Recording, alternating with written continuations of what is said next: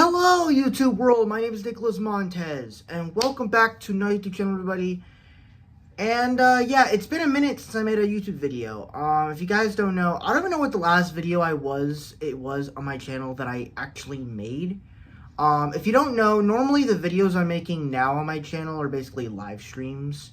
The last normal video I actually ever made was my review for a Goofy movie for the 30th anniversary for it, but to be honest, it kind of got, I just got busy in life to where I don't know if really editing videos was that good enough for me, so I just wanted to make some streams to still talk about the things I like to talk about.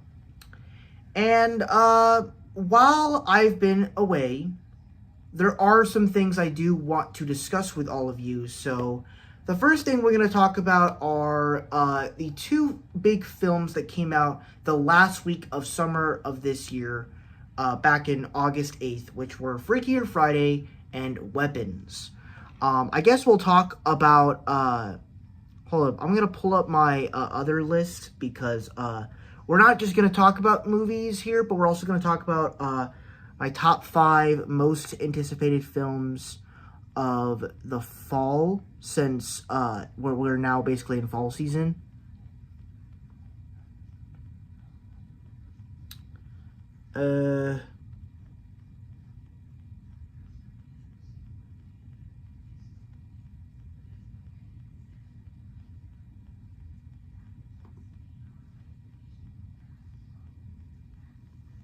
Hold up.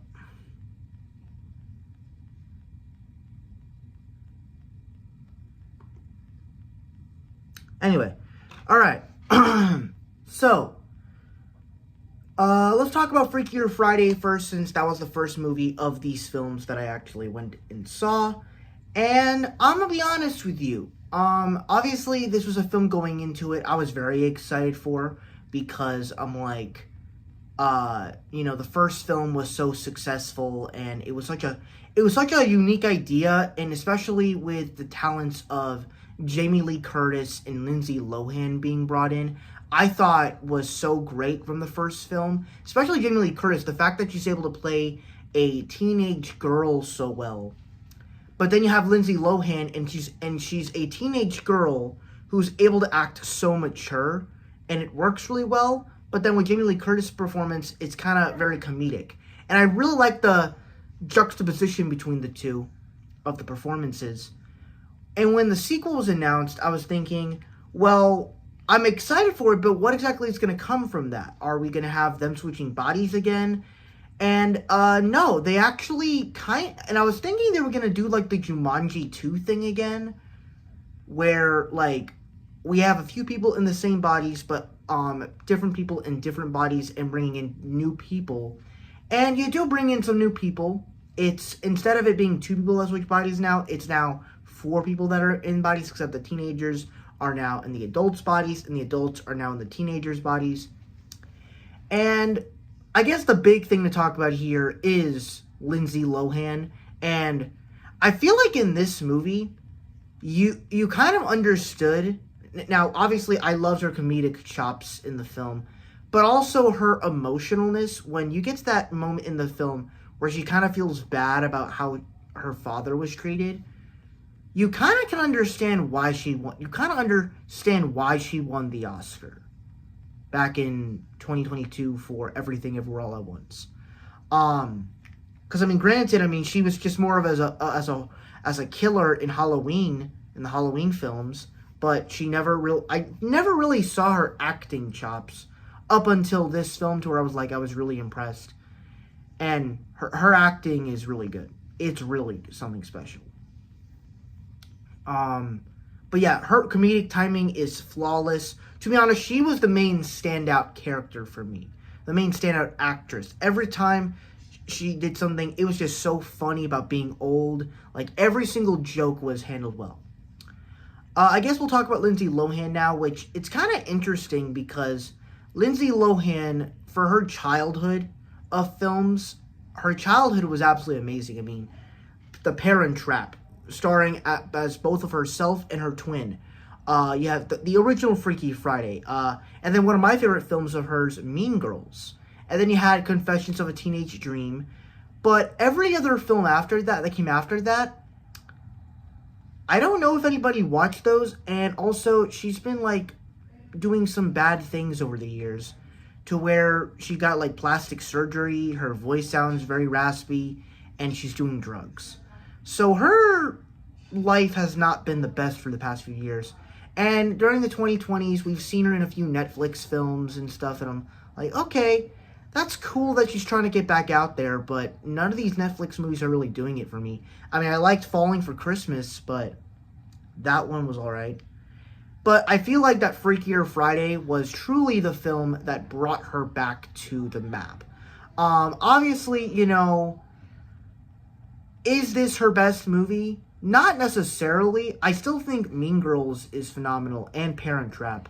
However, I think this is definitely her best film in a long time, to where she's playing a mom now of a freshman in high school, and she's trying to bring it together, but then she meets this guy, and I guess she was a single mom, but then she met this guy that was from London, and now her daughter hates the husband's daughter. The husband's daughter, and now they have to force to be sisters, as they go to the same school and are in the same classes, and it creates an interesting conflict. Even the other sort of sister there, I thought was kind of cool. You know, she definitely brought some comedic chops, and through Jamie Lee Curtis's character, you kind of had an arc for her there. And even with Lindsay Lohan and the characters and stuff. And so I think that's what this movie kind of did. It knew what it was going for, but it actually introduced us to characters that we can actually care about. And it did something quite a little different, even though we've seen it before. And I think that was actually really great. And then also just having the fun of it, to where it felt like it felt that classicness of the original film, but being modern and stuff, and being funny, and also bringing in like those emotional beats and stuff like that. It felt unique. It felt like a classic Disney comedy that we haven't seen in a while, and that's what this film felt like. It felt like classic Disney being brought into modern day and being amazing. You also got to talk about the original crew singing "On and On Again," or no wait. Take Me Away with a live audience. That was pretty cool. And it's great that song is now on Spotify. I'd never listened to it until the first week of school of my senior year. That was an absolute W night for watching Freakier Friday. And overall, I'm going to give this one an A. I loved Freakier Friday, so if you like the first one, if you like Disney movies, and if you like fun, definitely go see it. I think it's still in theaters, I'm pretty sure. Now we're going to go ahead and talk about Weapons. So this was a movie that, much like Alien Romulus, I kept seeing multiple trailers for in the theater when it was coming out. Like, literally for every movie I was going to see, whether I think it was like Bad Boys or Deadpool and Wolverine, it was always premiering at my local theater. It was always, the trailer was always showing in my local theater. And then, the same thing sort of happened for Weapons. And I was like, everybody's saying this movie is really good. And what's so crazy, it premiered with a 100% on Rotten Tomatoes when it first came out for the score. And I'm thinking, wow, that is crazy. And something I didn't realize up until I got to August, or like the last as we're now in the last 6 months of 2025, horror movies have been really good this year. I mean, just besides Sinners, you have The Monkey. You have now Weapons. You have, I haven't seen Don't Talk to Me, but I've heard that's really good. I've heard, what's that, Companion? Drive. But yeah, like, the year for horror has been known to be really good. And I think Weapons is just another continuation of the greatness of the horror. So basically, if you don't know if you don't know the plot of this movie, essentially it basically is all about this school, this classroom of kids that one night at 2:17 a.m. in the morning, all of the kids from the same classroom they go to that same class every single day, go out at 2:17 a.m. in the morning, get out of their beds, walk down the door, get out of their house, and run to a specific direction, and they run into the dark, and they never come back. And to me, I feel like as though this created such an interesting mystery, to where the way that the film is done is so expertly well done, to where, first off, this movie, while having a stylistic storytelling,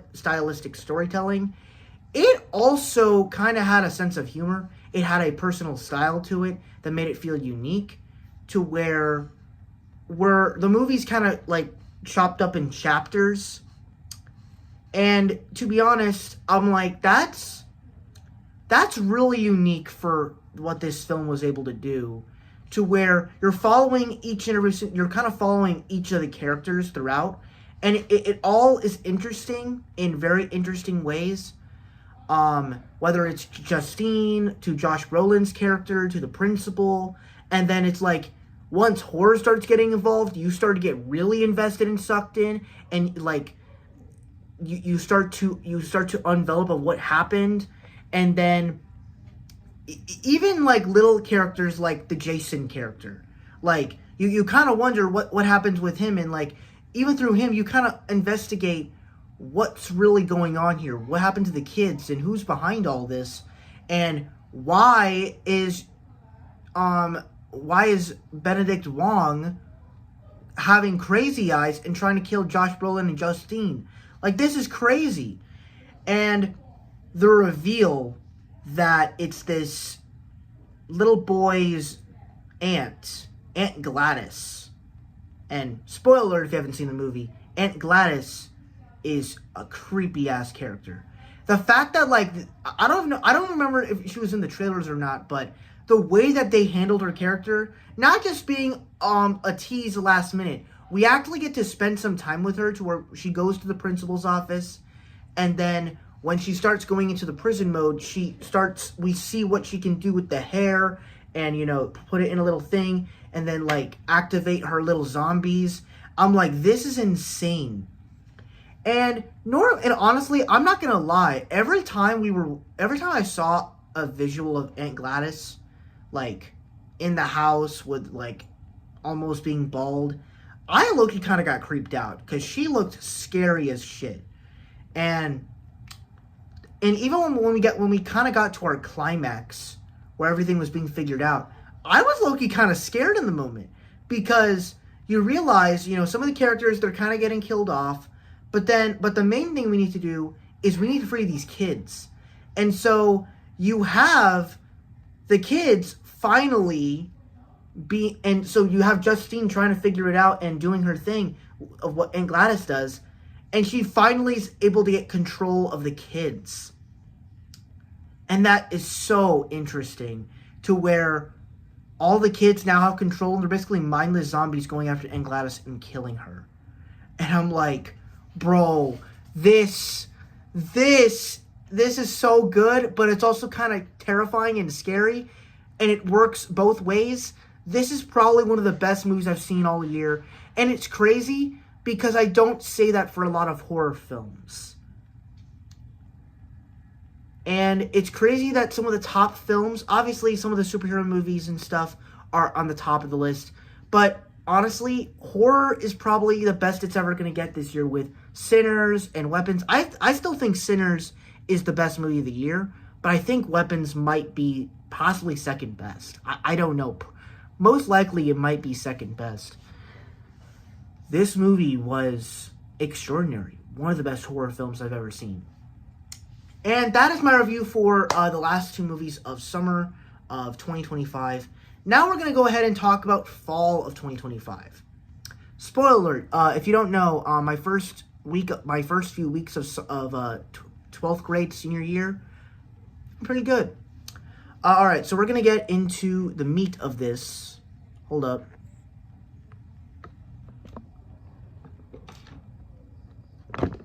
Alrighty.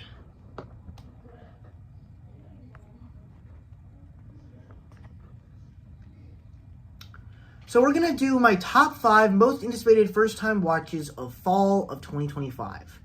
So, coming in for me at number 5 is going to be The Shining.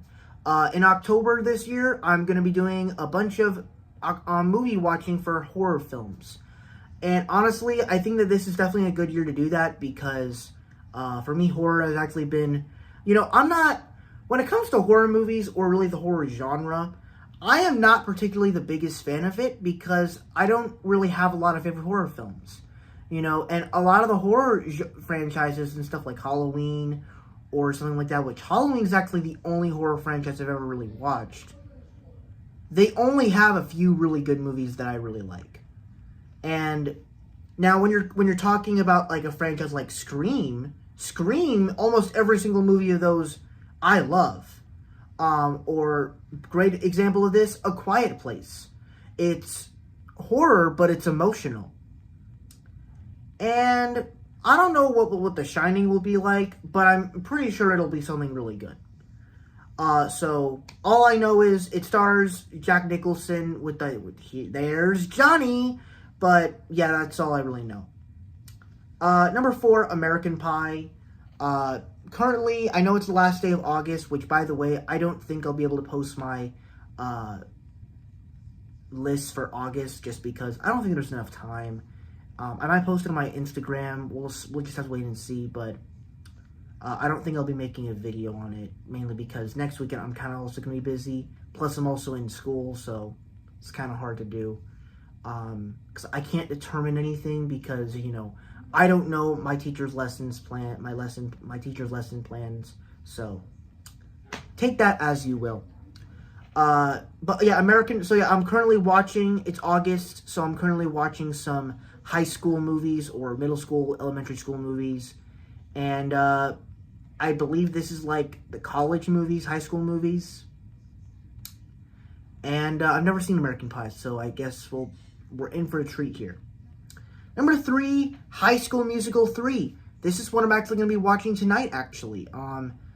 Not quite yet, because I have other four movies to watch, but I'm excited. The last time I saw the High School Musical movies was like back in 2020. So yeah, it's taken me a long road to get here. And I'm hoping that it won't be... Obviously, I've been through 3 years of high school already, so... I know that, high school is nothing going to be like High School Musical, so I know that.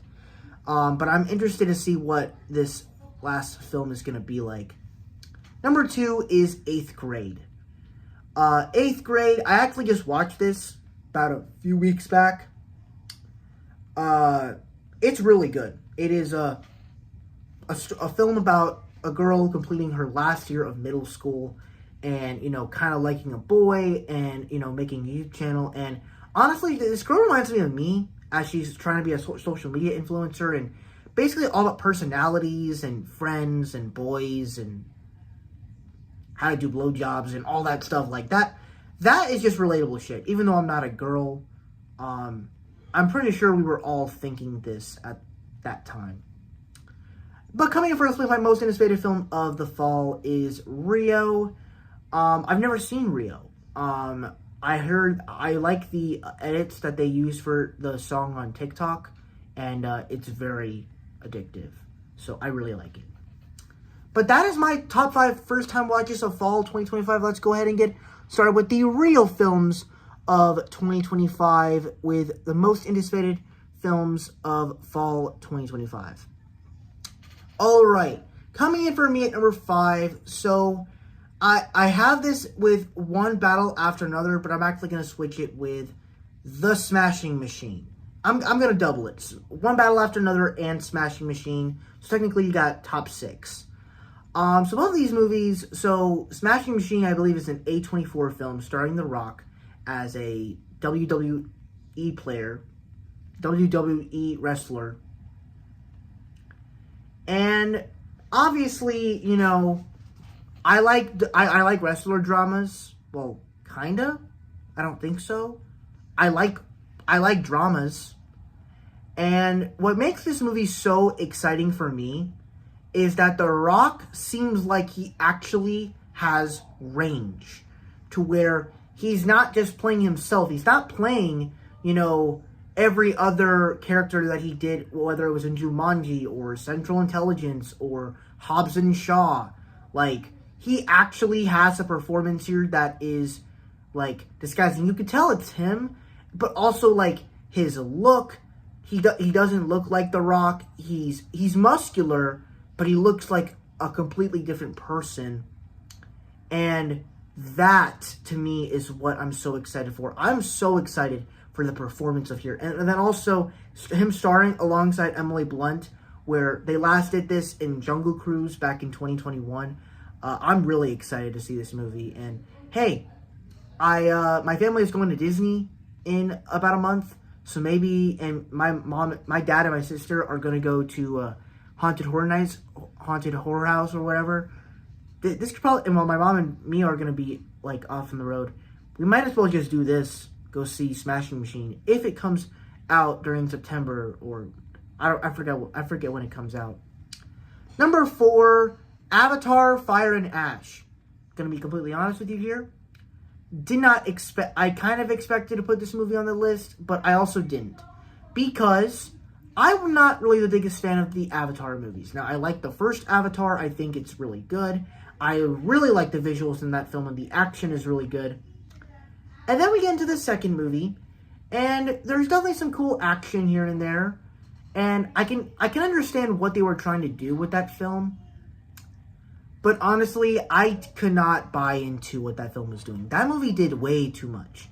They were trying to set up this family story, and honestly, because they mostly look all the same, I couldn't really care about the characters and what they were trying to do here. And then also, like, you had to do this spider character. You wanted to bring back the general from the first film and turn him into an avatar. And what's crazy is, like, because you're making so many more sequels, you wanted to keep him alive so you don't even kill him off. So it's like, all this doesn't even have range or whatever. It's like, it's so weird. And then it's like, I feel like and then you're also introducing water people to Avatar. So it's like, it doesn't really, and so it's like, I don't really know if we get a great amount of it, even though it's like 3 hours long. I don't know. Avatar 2 just kind of felt off to me. However, this third film feels like, from the trailer that we got back when Fantastic Four came out, Avatar 3 feels like it's going to be balancing all of it. To where you get the great usage of the water people, you get the great usage of the Na'vi nature people, you get Quaritch back, the general, but you also are introducing another people with the fire people, and Quaritch is probably going to team up with them. And so that creates for interesting conflict, great action, cool visuals. And the visuals in here actually looked beautiful. And even though there's a lot more creatures in here, they look really cool too.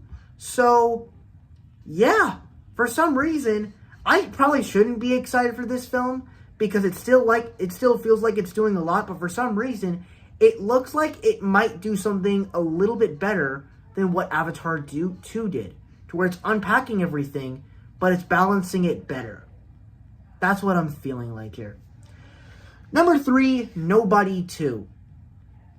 So this movie has actually already come out, and I've heard really good things for it already. I've heard that the action is great. People say it's probably better than the first film.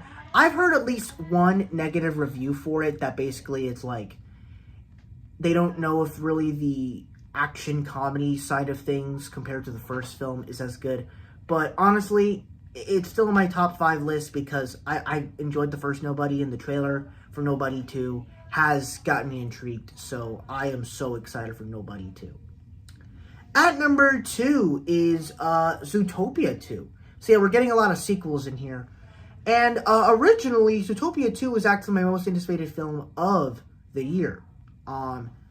It was until a certain other film got debunked for it. But for me, Zootopia 2, I've always been excited for this film because I loved the original Zootopia. The original Zootopia is like one of my favorite was one of my favorite modern Disney films.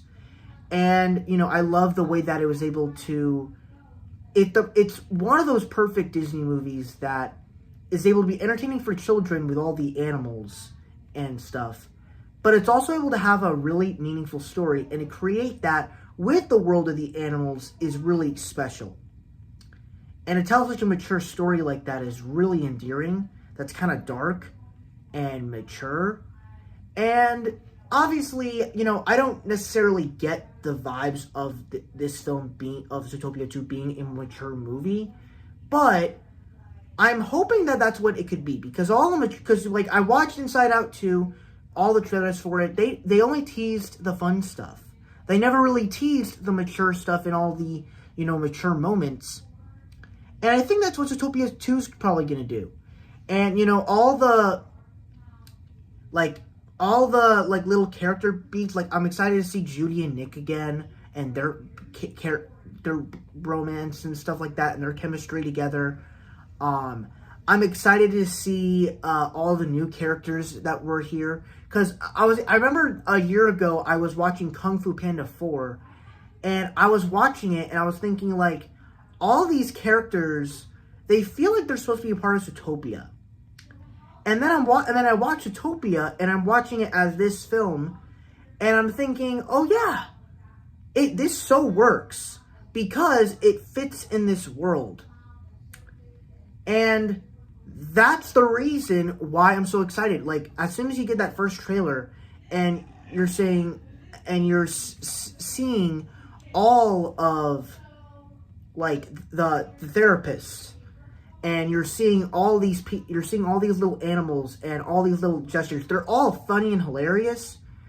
And you know what's even crazy is all the other stuff in the trailers I'm more excited for than the actual plot with the snake, which is actually kind of crazy, because I'm like, because like I like Ke Huy Quan with the voice work and stuff, and I'm like, shouldn't I be more excited for him?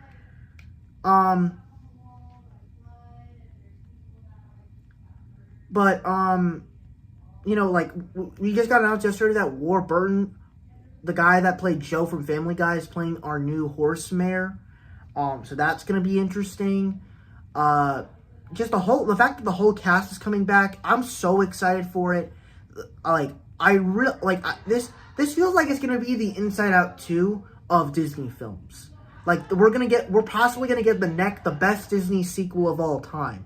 Because this movie has so much potential. And now, I'm saying all this good stuff here. Why is this debunked to number 2 and not number 1? Why is this no longer my most anticipated film of 2025?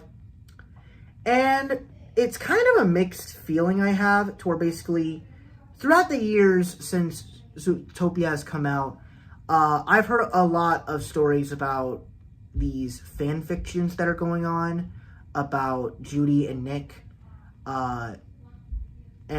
Yes, I'm also talking about you, Judy Hopps Lover 69, with your obsession and your shifting. But also I heard about this story that, like, Judy and Nick have an abortion, and a lot of people are thinking, like, they're kind of like making they're kind of doing detailed videos of, like, this is from the abortion comic. This is from the abortion comic. I'm like, bro, this is a Disney movie. I understand that the first film can go mature and stuff. Do I really want to see a plot line about Nick and Judy having an abortion in a Disney film in the big 2025? No, I do not want to see that. But at the same time, this whole, like, comic stuff that they have going on, it makes me intrigued, because if they're actually able to take the darkness and stuff of the comic and put it into the movie, but that would be cool. But it also makes me nervous, because what if they actually do this abortion comic storyline? That would be crazy. But I think besides that, I am so excited for Zootopia 2, and I'm hoping I can actually go ahead and see it. Like, this is one of my most anticipated, so I am so excited for it. But coming in first place, my most anticipated film of the fall of 2025 is Wicked for Good. So it's kind of interesting that this has become my most anticipated. Hang on.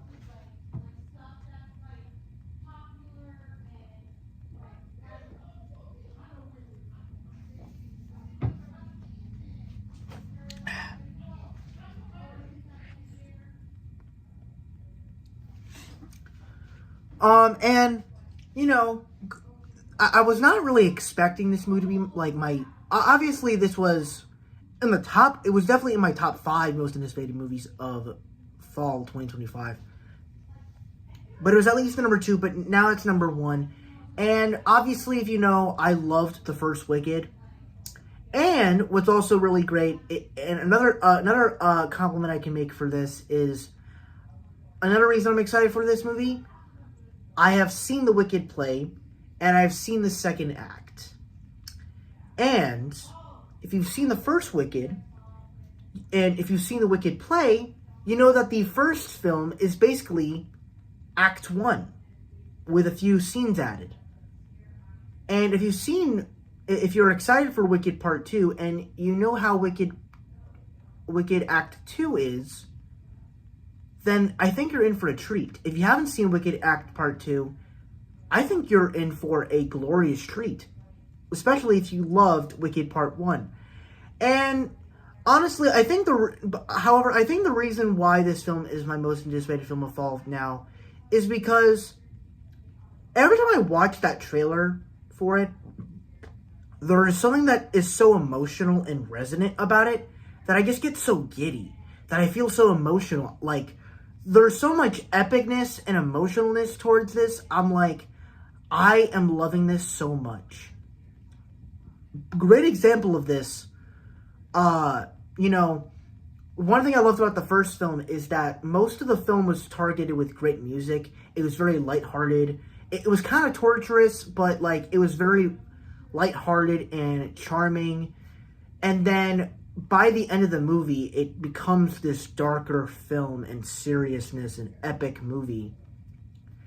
And when you watch this trailer for the film, it's basically all epic and emotional and dramatic. And to me, those are my kinds of movies. They did this with Infinity War and Endgame. Both of them were epic, and Infinity War was epic, and Endgame was dramatic. And it seems like Wicked for Good is kind of combining both of that, with the epic and the dramatic and emotional. And me personally, I'm also just excited to see how they portray Wicked Act 2 for Good on the big screen, with all the great visuals, and also seeing somewhat of a live action version of, seeing a reboot version of The Wizard of Oz on the big screen, to where we can actually see an actress playing Dorothy, and you can actually see the the origin of what happened to the Wicked Witch after she got splashed with a bucket of water. That is going to be very interesting. And also seeing, you know, who becomes who in The Wizard of Oz. You know, what happens to the Cowardly Lion. Like, all that stuff is going to be so cool. I can't wait to see it. So yeah, that is my most anticipated film of fall 2025. Thank you guys so much for watching. I really hope you enjoyed. Don't forget to like, comment, and subscribe. And I will see you guys in the next video. Bye-bye.